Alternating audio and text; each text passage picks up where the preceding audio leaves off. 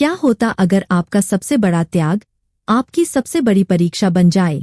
करवा चौथ की इस कथा में छुपा है एक ऐसा मोड़ जो आपके दिल को छू जाएगा।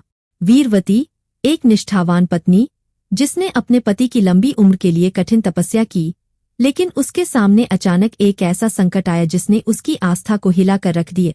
क्या वीरवती इस कठिन परीक्षा में पास हो पाई? आइए जानते हैं इस रोमांचक कथा में। बहुत समय पहले की बात है।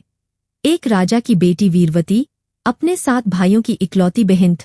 उसका विवाह एक प्रतापी राजा से हुआ था।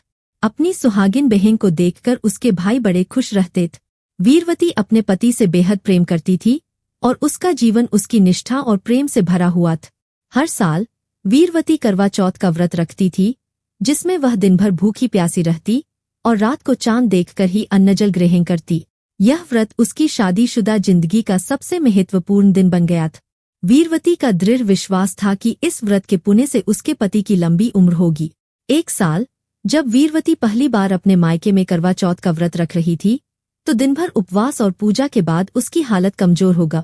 भूख और प्यास से उसका चेहरा पीला पड़ गए। यह देखकर उसके 7 भाई बहुत चिंतित हो गए।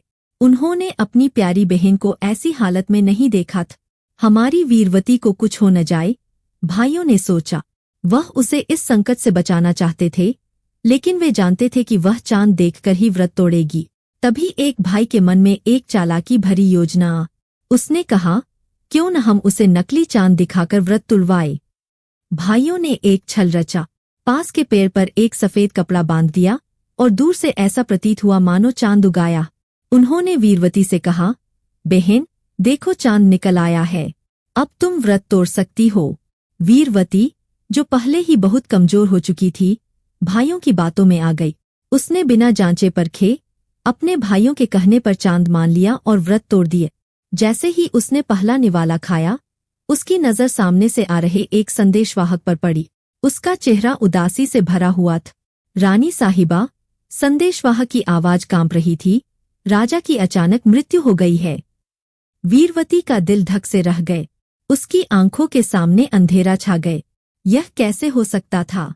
उसने तो अपने पति की लंबी उम्र के लिए व्रत रखा था। उसका सारा विश्वास टूट चुका था। लेकिन वीरवती हार मानने वालों में से नहीं थी। उसकी निष्ठा और प्रेम में इतनी शक्ति थी कि वह इस संकट से उबरने का साहस रखती थी। उसने पूरी रात रो रोकर भगवान से प्रार्थना की और अपनी गलती का पश्चाताप किए। उसकी आंखों से निरंतर आंसू बहते रहे और उसने कठोर तपस्या का संकल्प लिए। भगवान शिव और देवी पार्वती उसकी पुकार सुनने से स्वयं को रोक न सके। उसकी सच्ची भक्ति के कारण देवी पार्वती उसके सामने प्रकट हुई और उसे वरदान दिया, वीरवती, तुम्हारी निष्ठा और प्रेम से प्रसन्न होकर मैं तुम्हें यह वरदान देती हूँ कि तुम्हारा पति फिर से जीवित हो जाएगा। और ऐसा ही हुआ। वीरवती का पति पुनः जीवित हो गया और दोनों का जीवन प्रेम और सौहार्द से भर गए। इस घटना के बाद वीरवती ने हमेशा ध्यान रखा कि वह बिना छल और बिना किसी झूठ के ही व्रत पूरा करे। तो यह थी वीरवती की अद्भुत कथा, जो हमें सिखाती है कि किसी भी व्रत या तपस्या में सच्चाई और निष्ठा का होना कितना जरूरी है। अगर आपके जीवन में कभी कोई संकट आए, तो वीरवती की तरह अपनी निष्ठा और भक्ति से हर चुनौती का सामना करें। क्या आप भी इस करवा चौथ पर वीरवती की तरह अपने जीवन साथी की लंबी उम्र के लिए व्रत रखेंगी?